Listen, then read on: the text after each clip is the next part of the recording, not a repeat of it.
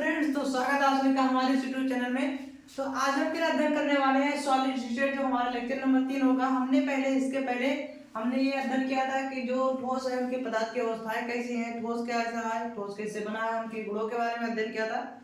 तो हम बहुत ही सरल भाषा में अध्ययन करेंगे कि ये कैसी होती है। आप लोगों को बहुत सरल भाषा में समझ आ जाएगा कि जो ठोस अवस्था है, ठोस अवस्था एक तरह से देखा जाए तो हमारे अदर एग्जाम के लिए बहुत इंपॉर्टेंट है। वही वैसे कि यूपी बोर्ड में काट दिया गया है, लेकिन हमारे अदर एग्जाम के लिए बहुत आवश्यक है। जैसे जो सॉलिड स्टेट है उनसे में हमने अध्ययन किया था कि ठोस क्या है, ठोस के गुण क्या है, ठोस के गुणधर्म कैसे हैं, वो कैसे बनती हैं। तो अब हमने देखा था ठोसों का वर्गीकरण, जो क्लासिफिकेशन उनका हुआ था, दो किस बेस पर हुआ था, ज्यामिति के बेस पर हुआ था। हमने ज्यामिति के बेस पर किया था, क्रिस्टलीय किया था। तो इन दोनों को करने के बाद हमारे मन में ये क्वेश्चन उठ रहा था कि जो क्रिस्टल है वो कैसे हैं, वो क्रिस्टल क्या है, कैसे बनते हैं। तो आज हम क्रिस्टल के बारे में अध्ययन करेंगे। और क्रिस्टल क्या है, क्रिस्टल जालक क्या है, इन सब आगे इन टॉपिक के बारे में अध्ययन करेंगे। और सॉलिड स्टेट को बहुत ही सरल भाषा में क्या करेंगे, समझेंगे। तो जो हमारा क्रिस्टल है, क्या है हमारा क्रिस्टल है, क्रिस्टल जो हमारा है, क्रिस्टल की अगर परिभाषा हम देखें तो क्रिस्टल संरचनात्मक इकाइयों के नियमित अवस्था में निश्चित व्यवस्था से जुड़ने से बनता है। निश्चित व्यवस्था बोलो या निश्चित क्रम बोल दो, सरल भाषा। क्या बोला कि जो क्रिस्टल है वो संरचनात्मक इकाई। अब ये संरचनात्मक इकाई क्या है, जो परमाणु अणु आयन होते हैं उन्हीं को हम क्या बोलते हैं, संरचनात्मक इकाई बोलते हैं। जो परमाणु अणु आयन अगर एक नियमित व्यवस्था में निश्चित क्रम में जुड़े हैं तो हमें उनके क्या कहेंगे, क्रिस्टल कहेंगे। जैसे हमने एग्जांपल लिया था NaCl का। हमने आप लोगों को बताया था कि जो NaCl है, एक Na positive Cl negative, Na positive Cl negative, इस तरह जुड़ा हुआ था। देखो एक निश्चित क्रम में एक Na एक Cl एक Na एक NaCl एक निश्चित क्रम में जुड़े हुए हैं। एक के बाद क्या आता है, Na के बाद Cl, Cl के बाद Na आता है। तो इनकी जो व्यवस्था है वो क्या है, निश्चित है। जैसे Cl negative Na positive, Cl negative Na positive, ऐसे हमने आगे तो बना के बताया था। जो ये बना हुआ था ये था NaCl का क्या था, त्रिविमीय आकार यानी क्रिस्टल था। ये NaCl का क्या था, क्रिस्टल था। वैसे हमारे पास अगर बोर्ड पर तो 3D बन नहीं सकता, इसीलिए जो वैसे समझे अगर किताब से आप देख सकते हैं कि जो क्रिस्टल है, क्रिस्टल किसे कहते हैं कि जो उनकी संरचनात्मक इकाइयां हैं, यानी परमाणु अणु आयन। एक सरल भाषा में जो परमाणु अणु आयन होते हैं उनकी जो एक नियमित अवस्था में अगर वो निश्चित क्रम में जुड़े हुए हैं तो उन्हें हम क्या कहेंगे, क्रिस्टल कहेंगे। अब क्रिस्टल आपको समझ में आएगा।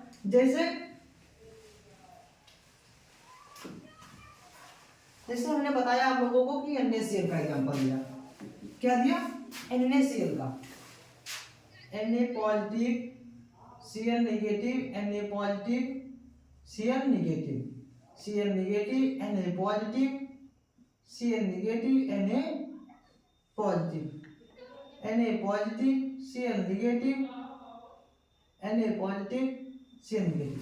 तो देखो यहाँ पर एक Na के बाद हमेशा क्या आता है, Cl, एक Na के बाद Cl, एक Na के बाद Cl, Cl के बाद Na, एक Cl के बाद Na। तो यहाँ पर हमारा जो क्रिस्टल है, नमक का क्रिस्टल है, इनके जो देखो ये हमारा क्या हुआ, एक परमाणु हुआ, आयन हुआ। ये जो मान लो हम इस तरह लिखें तो ये आयन हुआ। तो ये आयन क्या है, एक नियमित अवस्था यानी निश्चित क्रम में क्या हुए हैं, जुड़े हुए हैं। तो हमारा आता क्रिस्टल जालक क्या है, क्रिस्टल जालक जो क्रिस्टलैटिक है। अगर यही जो नमक का क्रिस्टल था, अगर हम इसे त्रिविमीय के रूप में देखें, त्रिविमीय आप लोगों ने पढ़ा होगा पहले कक्षा 11 में पढ़ा होगा, सदिश विश्लेषण, वेक्टर क्वांटिटी क्या जो पढ़ा होगा, वेक्टर क्वांटिटी। तो वहां पर जो पढ़ा होगा वेक्टर एनालिसिस, सदिश विश्लेषण में आप लोगों ने पढ़ा होगा एक विमीय, द्विविमीय और त्रिविमीय।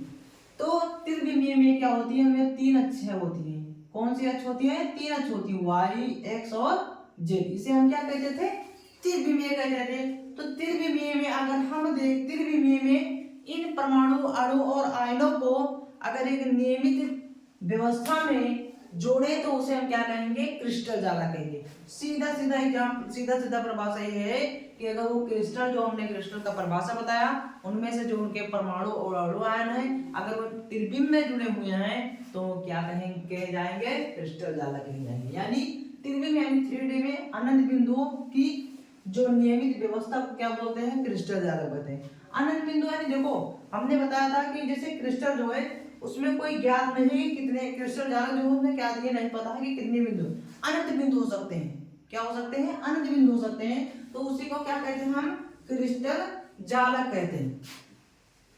ये बहुत छोटी छोटी जो बेसिक परिभाषा है, इससे ही आगे हम क्रिस्टल के बारे में अध्ययन कर सकते हैं कि क्रिस्टल जो हमारा आगे बांटा गया है, कैसे भागों में बांटा गया है, तो उसके बारे में बताएंगे। अब हमने बताया कि जो क्रिस्टल होते हैं उनकी एक क्या होती है, निश्चित क्रम होती है और निश्चित व्यवस्था होती है।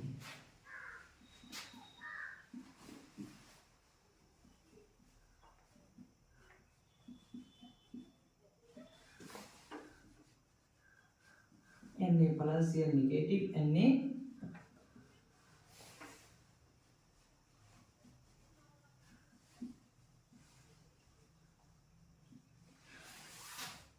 हमने आपको बताया कि जो क्रिस्टल है, क्रिस्टल में जो उनके परमाणु अणु आयन है उनको क्या बोला हमने, संयुग्मिक इकाई बोला। तो हमने बताया कि जो उनके संयुग्मिक इकाई है वो एक नियमित व्यवस्था में जुड़े हुए हैं और निश्चित क्रम में जुड़े हुए हैं।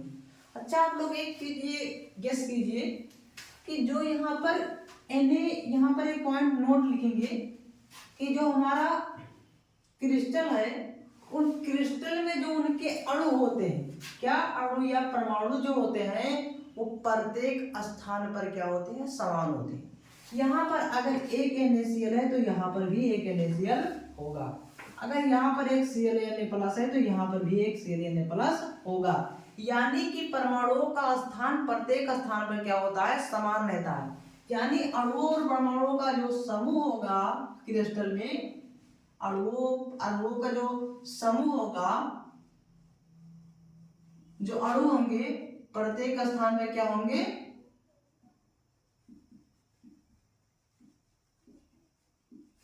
स्थान में क्या होगा, समान रहेगा। क्या होगा, समान रहेगा। एक नोट ये है कि जो क्रिस्टल है उन क्रिस्टल में जो अणु हैं वो प्रत्येक स्थान पर क्या होंगे, समान होंगे। यहाँ अगर एक NaCl यहाँ जुड़ा है तो एक NaCl यहाँ भी जुड़ा होगा। आप कहीं से भी देख सकते हैं उनकी जो व्यवस्था होती है, मैंने परिभाषा में ये बता दिया कि नियमित होती है और निश्चित होती है। क्या होती है, नियमित और निश्चित होती है।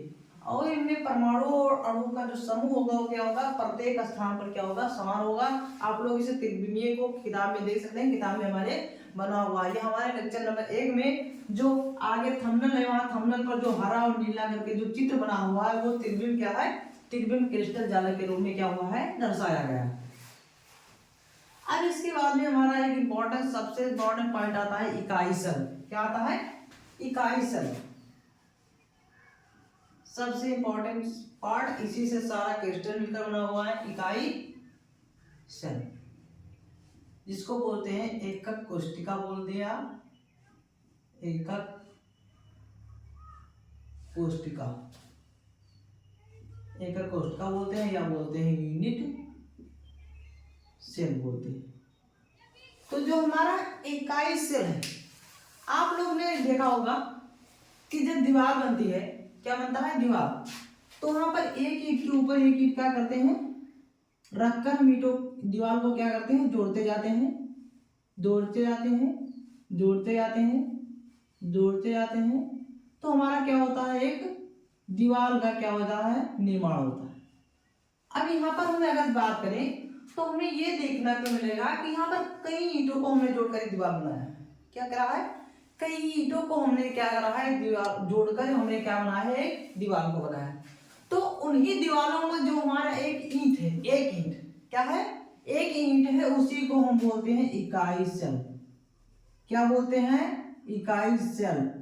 यानी कोई भी क्रिस्टल है उसमें जो एक ऐसा भाग, क्रिस्टल का एक ऐसा भाग जिसे हम त्रिविम में दोहराते जाएं, दोहराते जाएं, दोहराते जाएं, तो हमें एक क्रिस्टल का निर्माण होगा, उसी को हम बोलते हैं, क्या बोलते हैं, इकाई सेल। हमने से एग्जाम्पल में बताया कि आप लोगों ने देखा होगा कि दीवार को अगर हम बनाते हैं तो हमें ईंटों को ईंट के ऊपर ईंट को क्या करते हैं, जोड़ते जाते हैं, और जोड़ने से हमारा पूरा एक क्या हो जाता है, दीवार का निर्माण हो जाता है। और अगर हम दीवार को एक पूरा क्रिस्टल क्या मान लें, जालक मान लें, तो वहां पर जो दीवार में जो जुड़ी ईंट होगी वो क्या होगी, क्रिस्टल होगी। सिंपल डिफिनेशन ये होगा, किसी को अगर समझाना होगा तो मान लो कोई हमारा एक दीवार है, उस दीवार में जो ईंटें जुड़ी हैं वो क्या है, इकाई सेल है, और पूरा दीवार क्या है, क्रिस्टल जालक है।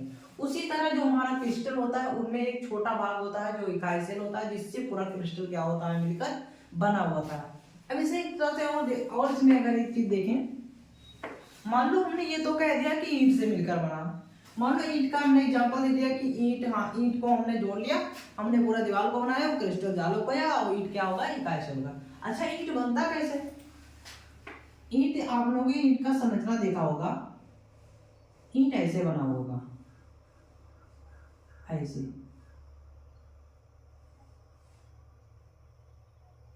ऐसे बना होगा, ऐसे बना होगा। तो ईंट जो ऐसे बना हुआ है, ये आप लोगों को क्या नजर आ रहा है, ये त्रिविम में बना हुआ कि नहीं। जो ईंट हमारा हुआ है वो क्या बना हुआ है, एक त्रिविम के रूप में बना हुआ है। किसके रूप में बना हुआ है, त्रिविम के रूप में बना हुआ है। यानी हम ये कह सकते हैं कि जो इकाई सेल है वो किस रूप में होती है, त्रिविम के रूप में होती है। किस रूप में होती है, त्रिविम के रूप में होती है। यानी कि क्रिस्टल, अगर हम इसकी परिभाषा की बात करें तो जो मान लेना हम कहें कि जो क्रिस्टल जालक का वह त्रिविमीय हिस्सा, ये क्या है, त्रिविमीय हिस्सा है कि नहीं है, एक त्रिविम के रूप में बना हुआ है कि नहीं बना हुआ, तो एक किसके रूप में बना हुआ है, त्रिविम के रूप में बना हुआ है। तो हम इसे कह सकते हैं कि हमने बताया कि पूरा कोई दीवार जो है, हम एक मान लेते हैं, चलो आपको फिर से समझाते हैं कि मान लो हमारे पास एक दीवार है, दीवार, इस दीवार को हमने मान लिया क्रिस्टल जालक, क्या मान लिया, क्रिस्टल जालक मान लिया। अब हमने बताया था इसमें जो ईंट है, क्या है, ईंट है, ईंट आप लोगों ने बनाया होगा ऐसे,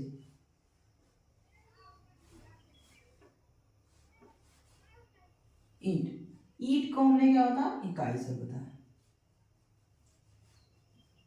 तो हम ये भी कह सकते हैं कि किसी दीवार का हम अगर दीवार के ऊपर अगर डिफिनेशन बनाए तो ये कह सकते हैं किसी दीवार का वह छोटा हिस्सा, वह त्रिविमीय छोटा हिस्सा, वह त्रिविमीय छोटा हिस्सा।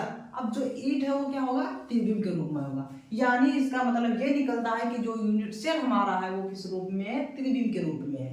तो यूनिट सेल जो हमारा है किस रूप में है, त्रिविम के रूप में है।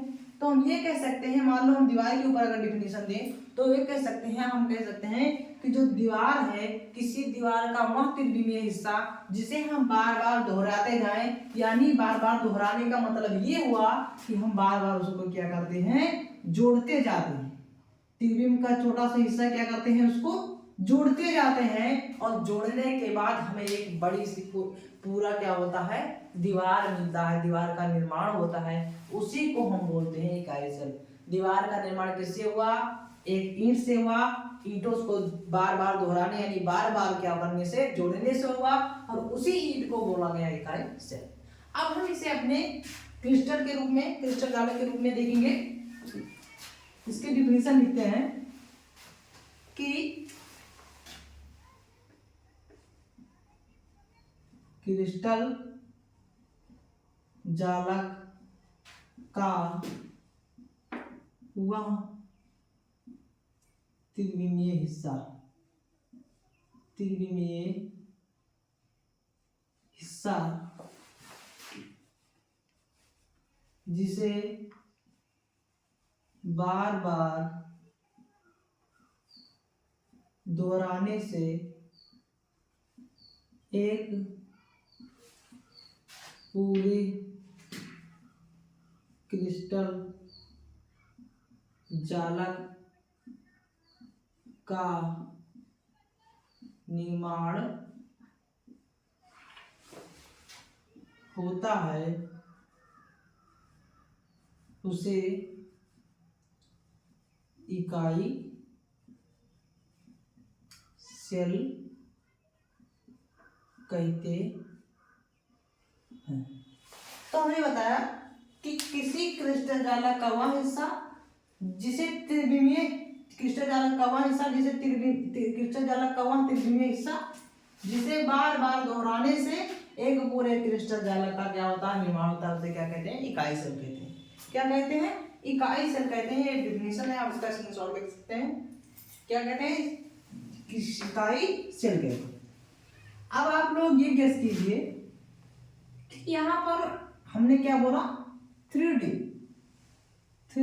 पार्ट यानी त्रिविमीय हिस्सा। तो हम ये कह सकते हैं कि जो इकाई सेल हमारा होगा वो किस रूप में होगा, त्रिविमीय के रूप में होगा। अब ये हमारा इकाई सेल जो है, इकाई सेल की हमारे इस चैप्टर में बहुत बड़ी भूमिका है। एक तरह से कह सकते हैं कि इकाई सेल से ही हमारा पूरा चैप्टर बहुत ज्यादा अध्ययन किया हुआ है। जैसे देखिए, हम आपको इकाई सेल अगर समझाएं फिर से, तो एक घनाभ ले लीजिए। क्या ले लीजिए, घनाभ।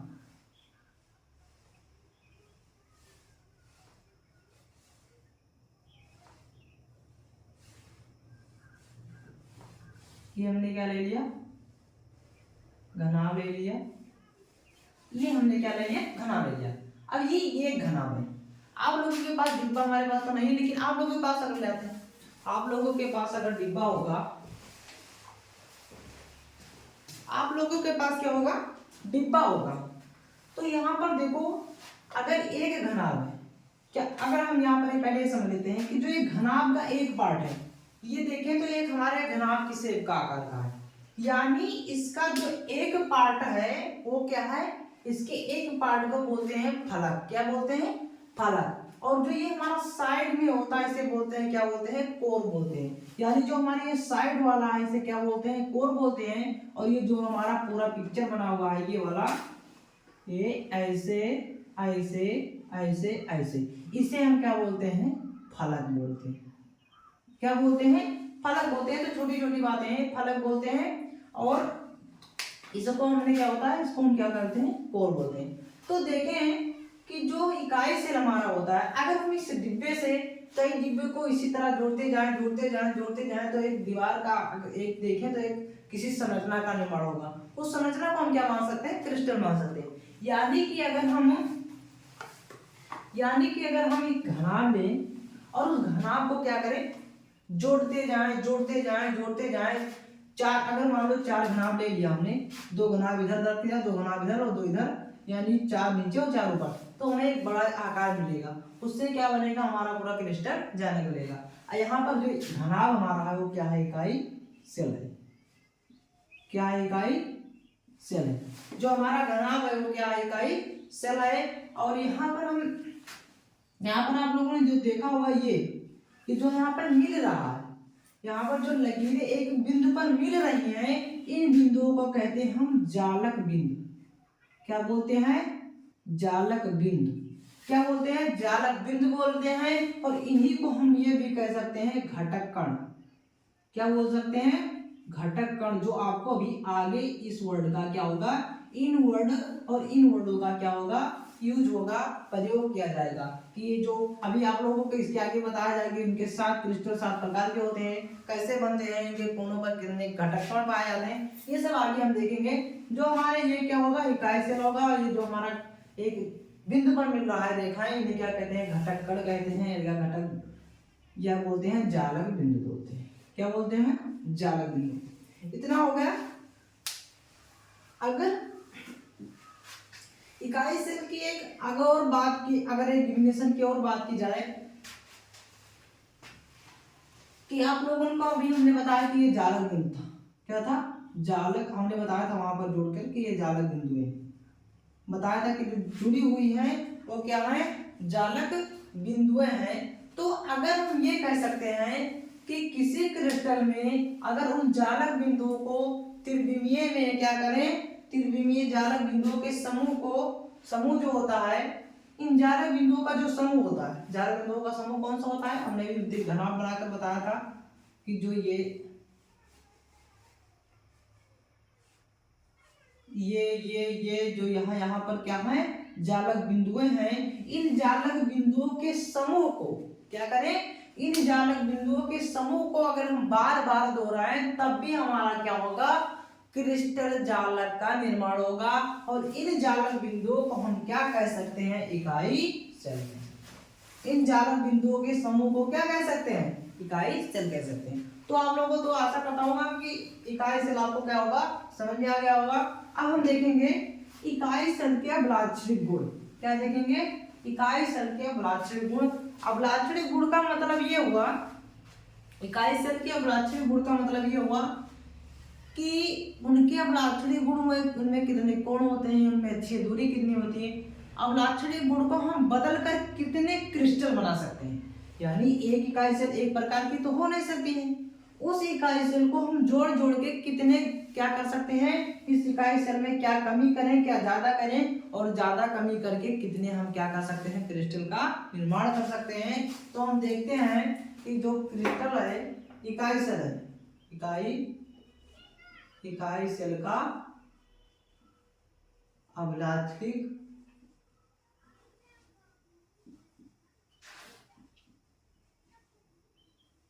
लाक्षणिक गुण। अब लाक्षणिक गुण को एक सरल भाषा में बोल सकते हैं पैरामीटर। अगर हम एक छोटे शब्द में बोले, यानी इकाई सेल का लाक्षणिक गुण ना बोलते हुए तो ये बोले पैरामीटर। यानी इकाई सेल का पैरामीटर क्या है कि कैसे नापे, कैसे बना हुआ है, क्या क्या बदल कर क्या क्या हम क्रिस्टल का निर्माण कर सकते हैं। तो देखो हमने बताया था इकाई सेल आपको घनाभ के रूप में समझाया था, घनाभ बनाकर। तो पहले हम घनाभ बना लेते हैं।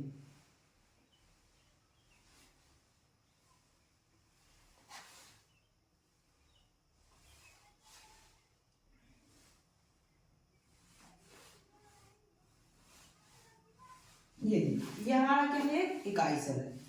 अच्छा ये देखो, इकाई सेल हमने क्या बोला था, त्रिविमीय के रूप में होता है। यहाँ पर आप लोगों को दिख रहा होगा, यहाँ आप लोगों को तीन विमा हमने क्या बताया था, वेक्टर एनालिसिस में बताया था कि आप लोगों ने त्रिविमीय पढ़ा होगा। ये क्या है हमारा, जेड अक्ष है, ये एक्स अक्ष है और ये वाई अक्ष है। हमने बताया था कि जिसमें एक्स, जेड और वाई तीनों अक्षाएं होती हैं उन्हें क्या कहते हैं, त्रिविमीय कहते हैं। तो आप देखें जो हमारा ये है, ये जो लंबाई है, ये क्या, इसे क्या बोलेंगे, ये हमारा एक्स अक्ष है, ये वाई अक्ष और ये जेड अक्ष। तो जो हमारा ये वो बिंदु मान लो, तो जो ये हमारा एक्स अक्ष की जो लंबाई है इसे क्या बोलेंगे, अक्षीय लंबाई। क्या बोलेंगे, अक्षीय लंबाई बोलते हैं, या इसी को बोलते हैं आध। क्या बोलते हैं, अक्षीय लंबाई, या इसी को बोलते हैं आध। तो देखो अगर हम देखें एक्स अक्ष की अक्षीय लंबाई कितनी है, ओ एक्स है। मान लेते हैं इनकी अक्षीय लंबाई कितनी है, ओ एक्स है। कितनी है, ओ एक्स है। और इनकी अक्षीय लंबाई वाई एक्स की अक्षीय लंबाई कितनी होगी, वो वाई होगी। और इनकी अक्षीय लंबाई जेड अक्ष की कितनी होगी, ओ जेड होगी। अच्छा आप लोग ये कर सकते हैं कि अगर इन अक्षीय लंबाइयों को हम घटा बढ़ा दें, क्या कर दें, घटा बढ़ा दें, यानी इनको अगर हम बढ़ा दें, इनको घटा दें, इनको बढ़ा दें, इनको घटा दें, तीनों में से किसी को घटाएं किसी को बढ़ाएं, तो हम क्या है, एक दूसरे प्रकार का इकाई सेल का निर्माण कर सकते हैं। बिल्कुल कर सकते हैं। यानी इनके हम अक्षीय लंबाई में कमी या वृद्धि करके हम दूसरे प्रकार की क्या कर सकते हैं, इकाई सेल का निर्माण कर सकते हैं।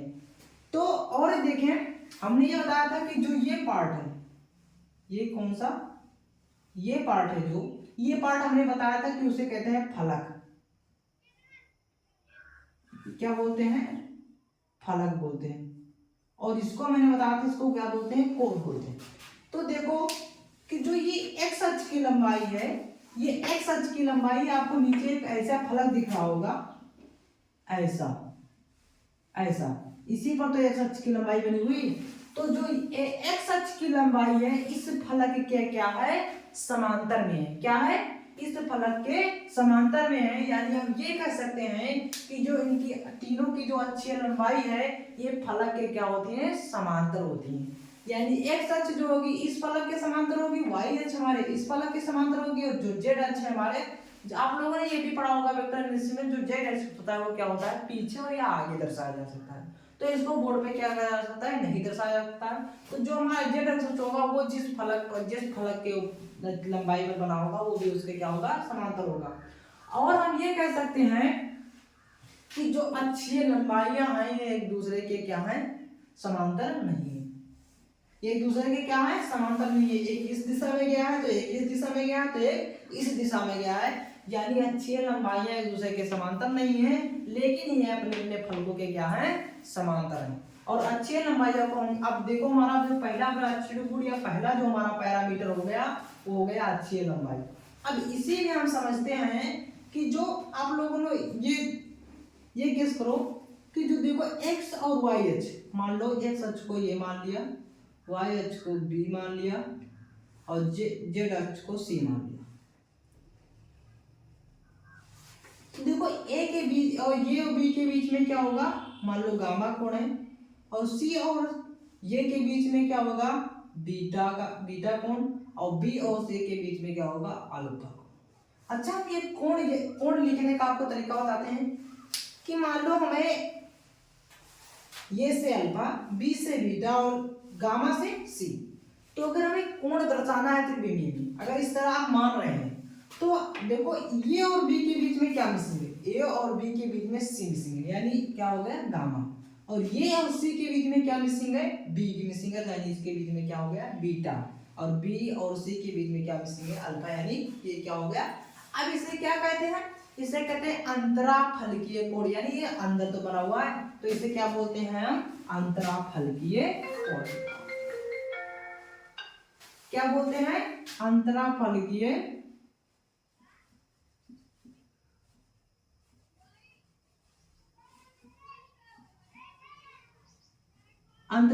कोण। तो अंतराफलकीय कोण कौन सी है हमारी, अल्फा बीटा और गामा, अल्फा बीटा और गामा, अल्फा बीटा और क्या है, गामा है। यानी हम अगर अल्फा बीटा और गामा की बात करें,